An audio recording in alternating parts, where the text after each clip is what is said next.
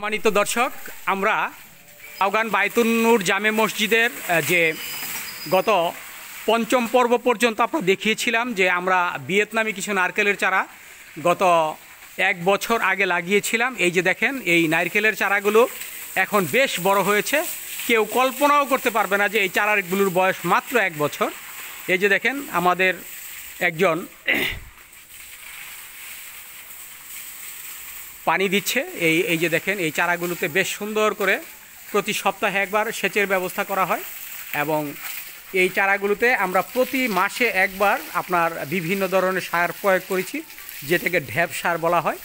এই সার প্রয়োগের কারণে এই যে দেখেন চারাগুলো গত 1 বছরে কতটা ডেভেলপ হয়েছে, এই যে কতটা গ্রোথ হয়েছে চারাগুলো। আমরা আশা করি যদিও এই চারাগুলো 3 বছরে ফলন দেওয়ার কথা, তো আমরা আশা করি যে এই 1 বছরে যদি চারার এত গ্রোথ হয়, তাহলে হয়তো এই আগামী 2 বছরের ভেতরে এই চারাগুলোতে ইনশাল্লাহ এই হয়তোবা নারকেল আসতে পারে।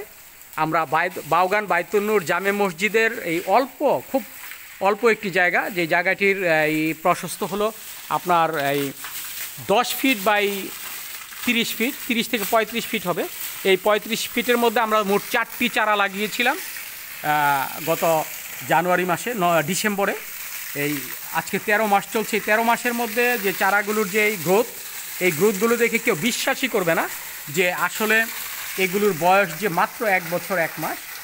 তো আমরা আশা করি এবং আপনারাও আমাদের এই চারাগুলোর জন্য দোয়া করবেন এবং এই মসজিদ যাতে সুন্দর এবং সুশৃঙ্খল পরিবেশ ফিরে আসে, এই মসজিদের স্থানটাতে লাগিয়েছি। আশা করি আমরা আগামী 2 বছরের মধ্যে এই নারকেলের ফলন আসতে পারে। আর যারা খুব ছোট্ট পরিসরে আপনার নারকেলের বাগান কিংবা ফুলের বাগান করতে চান, আমরা তারই একটি দৃষ্টান্ত আপনাদেরকে দেখালাম।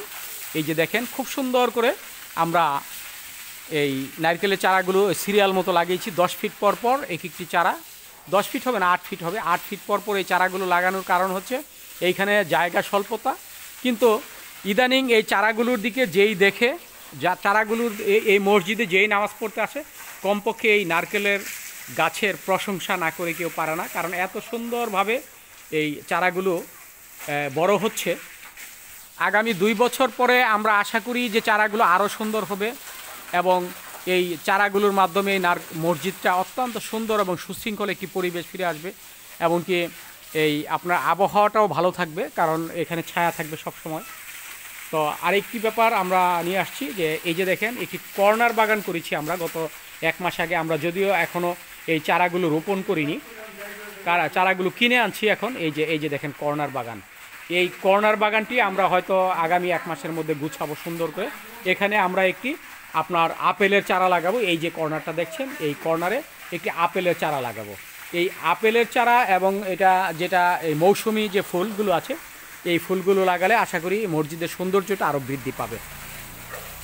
এই যে দেখেন, আমরা আজকে সেচের ব্যবস্থা করেছি। সপ্তাহে আমরা একদিন সেচ দেই এই চারাগুলোতে। যারা অল্প জায়গায় নারকেলের বাগান করতে চান, আমি সকলকে বলবো যে আপনারা ইচ্ছা করলে 10 ফিট বাই 40 ফিট জায়গায় 4টি নারকেলের চারা আপনারা লাগাতে পারেন, 4 থেকে 5টি। তাহলে দেখা যাবে যে ভবিষ্যতে এই চারা দিয়েও আপনার হয়তো সংসারে বেশ কিছু আয় আসতে পারবে। যদিও আমরা এখনও আয়ের মুখ দেখিনি, কারণ আমাদের এই চারার বয়স মাত্র 13 মাস চলছে। এই 13 মাসে আসলে বোঝার কোনো সুযোগ নেই। আমরা হয়তো আগামী 2 বছর পরে এই বিষয়টা দেখব যে সুন্দরভাবে যদি আল্লাহ তাআলা চাহে তো এই নারকেলগুলো আসে, তাহলে আল্লাহর কাছে অনেক শুকরিয়া আমরা জানাবো এবং এখনও জানাচ্ছি, যাতে ভবিষ্যতে এই চারাগুলো সুন্দরভাবে নারকেল আসে। ধন্যবাদ সবাইকে। আসসালামু আলাইকুম।